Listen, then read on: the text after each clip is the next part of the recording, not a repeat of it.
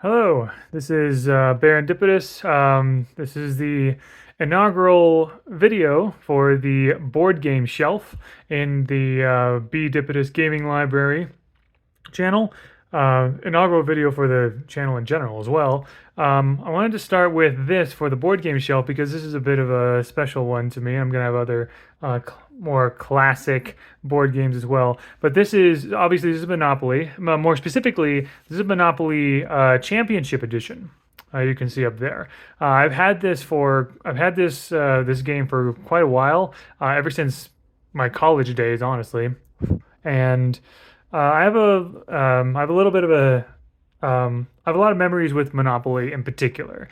Now, I will say that for a lot of these sort of like classic board games like Scrabble or Clue or Risk or things like that, I mean, I played them a decent amount, but I never like I kind of don't enjoy those games as much anymore because I'm kind of a bit spoiled for board games now. They're so good now, but but yeah, the reason why Monopoly is a special one to me is that so when I was in high school, in our high school library, I came across a book called The Monopoly Book.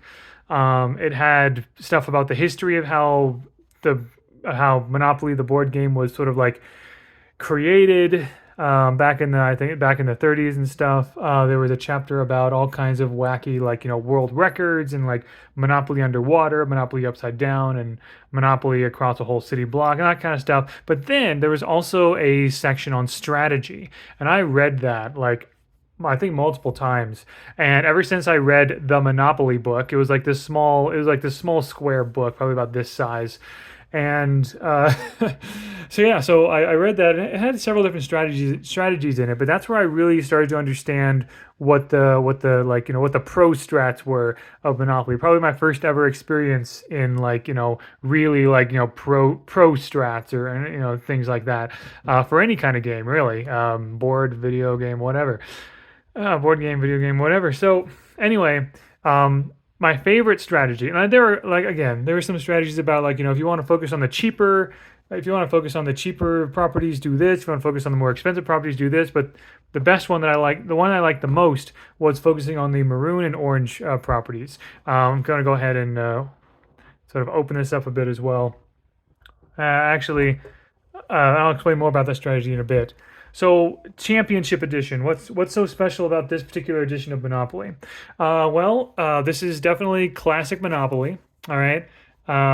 This is just sort of all the Monopoly rules and everything. Oh, another thing about the Monopoly game, about not the Monopoly book, is that I understood the ins and outs of the rules. I knew, for example, I learned from that book, for example, and you can read all this in the actual rule books as well, depending on. But like the official Monopoly rules say things like free parking doesn't give you anything.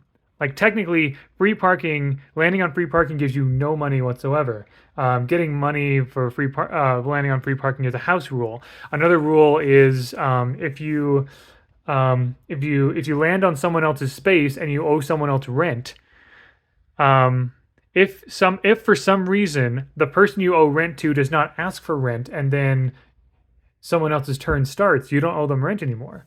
The person if you land on someone's else's space and you owe them rent, that person has to say, "You owe me rent, give me money," or something along. They have to ask for the rent and stuff. I mean, they don't have to, but basically, it's just this kind of thing where like, oh yeah, that's right, yeah, it's right here. Paying for rent. You can sort of like pause and read right there, but basically, the player who owns the site must ask for rent before the player two players ahead rolls the dice. Okay, that's what it was, right?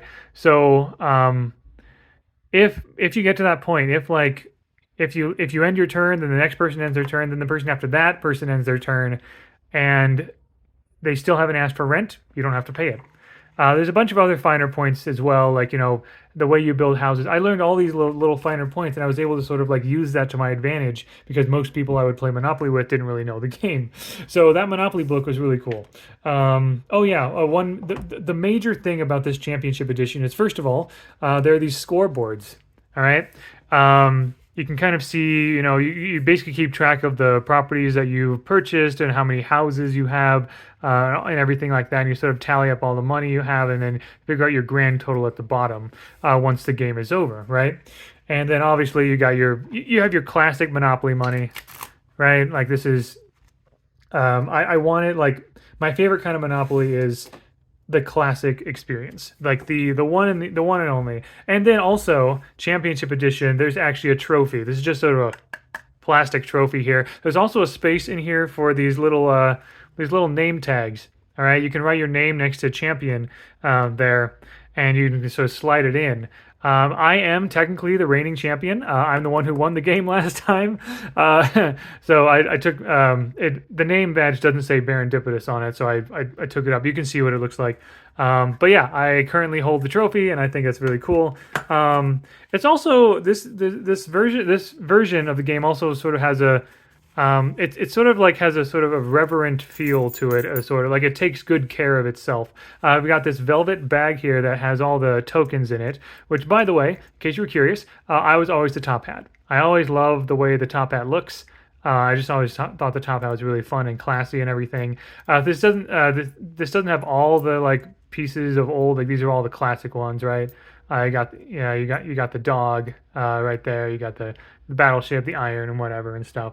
Um, but yeah, I like that there's a velvet bag specifically for that. Very, very happy with that. Obviously, you got your, houses and hotels, all these plastic pieces here. You got, of course, the most classic kind of dice, like these red six-sided dice here. There's also this dice, which this version had some optional rules there, where certain things, I can't remember exactly what these symbols mean, but they meant things, they allowed you to go to certain spaces and things like that, right? And then let's see. I can't remember what these spots were for, but yeah, basically you could put money in all of these, right? All the Monopoly money there and everything. So yeah, that's basically, and I mean, the board is the classic board, but I might as well sort of unfurl it, Well, obviously there's sort of like this fun gold to it, right? The camera's probably too, oh gosh, there's not enough room to show this whole thing, but yeah, it's the classic board, although it is gold lined. Lots of fun, just sort of all of that.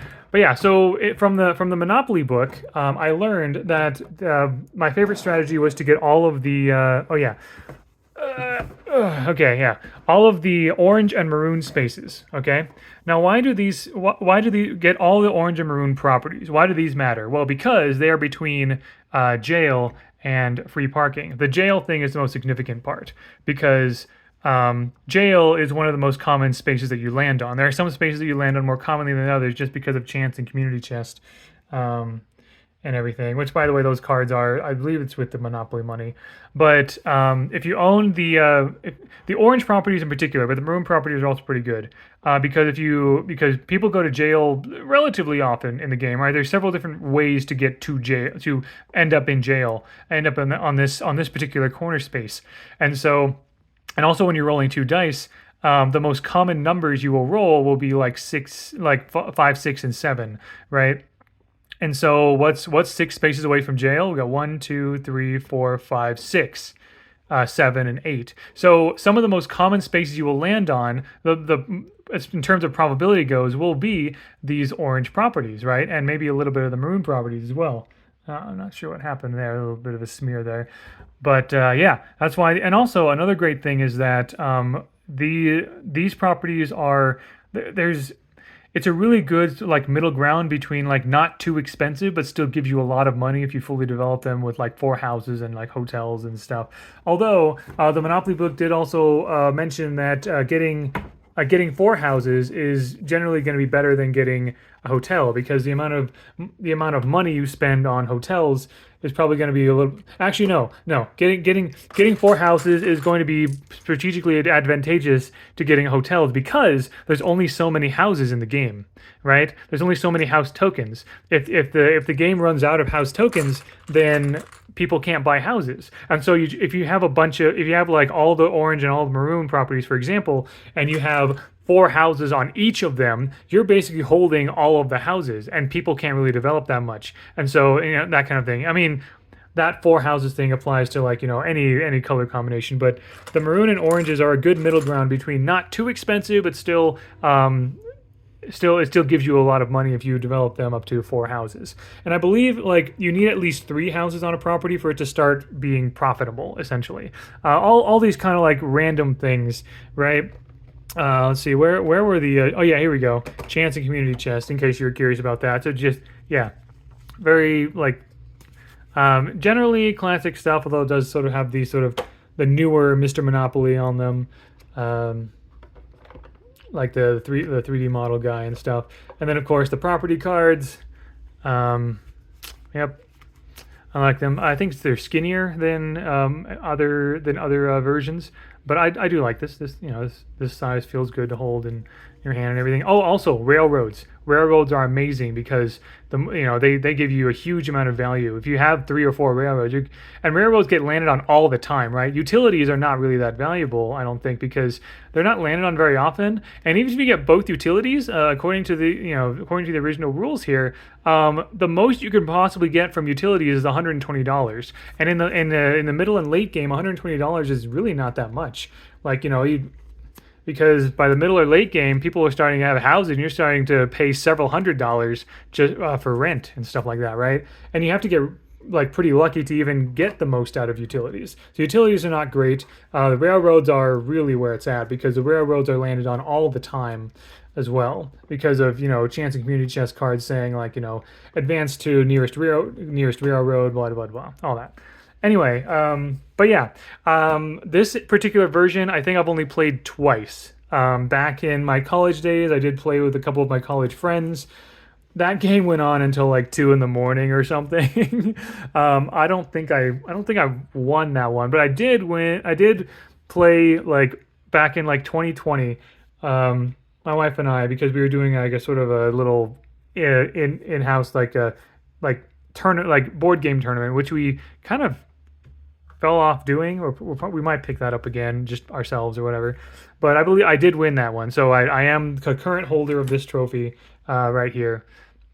But yeah, this game has only really been played twice, and which, honestly, I don't blame anybody for that, because Monopoly, if it kind of drags on. Although I have all these memories of Monopoly, and like the Monopoly book and the strategies and all that kind of stuff. Usually, like, it's not as fun for me anymore to really, like, play through Monopoly, just because usually the people I play with aren't as innately aware of the game as I am, and that just kind of means that I have a much higher chance of winning. Which, I mean, winning is fun, but it's not fun if you're sort of like trashing everybody else, right? But I do have this because Monopoly is a very classic game, and this particular edition I have some memories with as well.